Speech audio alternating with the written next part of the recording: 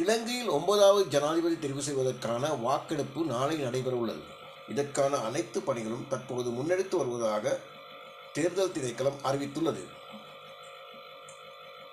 நுவரெலியா மாவட்டத்தில் ஜனாதிபதி தேர்தல் வாக்கெடுப்புகள் 534 நிலையங்களில் நடத்துவதற்கான ஏற்பாடுகளை செய்துள்ளதாக நுவரெலியா மாவட்ட செயலாளரும் தெரிவத்தாட்சி அலுவலருமான நந்தன கலபுட தெரிவித்துள்ளார். நுவரெலியா மாவட்டத்தில் இம்முறை 6,05,892 வாக்காளர்கள் தகுதி பெற்றுள்ளதாகவும் இதில் நுவரெலியா மஸ்கலியா தேர்தல் தொகுதியில் 3,47,647 வாக்காளர்களும், கொத்மலை தேர்தல் தொகுதியில் 88,219 வாக்காளர்களும், ஹங்குராங்கத்து தேர்தல் தொகுதியில் 78,437 பேரும், வளப்பனை தேர்தல் தொகுதியில் 90,990 பேரும் வாக்களிக்க தகுதி பெற்றுள்ளனர்.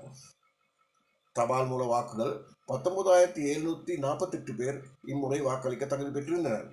நுவரெலியா மஸ்கலியா தேர்தல் தொகுதியில் 277 நிலையங்களிலும், ஹங்குராங்கத்து தேர்தல் தொகுதியில் 82 நிலையங்களிலும், கொத்மலையில் 90 நிலையங்களிலும், வளப்பனையில் 85 நிலையங்களிலும் வாக்கெடுப்பு நிலையங்கள் ஸ்தாபிக்கப்பட்டுள்ளன.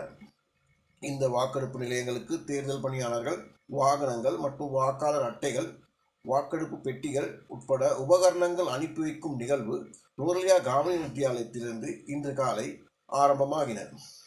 குறித்த பணிகளுக்காக 1,784 போலீஸ் மற்றும் இராணுவ பாதுகாப்பு உத்தியோகர்கள் பாதுகாப்பு கடமைக்காக அமர்த்தப்பட்டுள்ளனர்.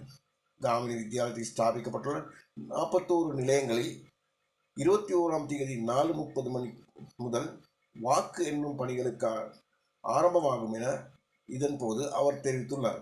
இதுவரை நுவரெலியா மாவட்டத்தில் 34 முறைப்பாடுகள் கிடைத்துள்ளதாகவும் அதில் எவ்வித பாரதூரமான சம்பவங்களும் பதிவாகவில்லை எனவும் நியாயமான தேர்தல் ஒன்றினை நடத்துவதற்கு எதிர்பார்ப்பதாகவும் அவர் இதன்போது தெரிவித்தார்.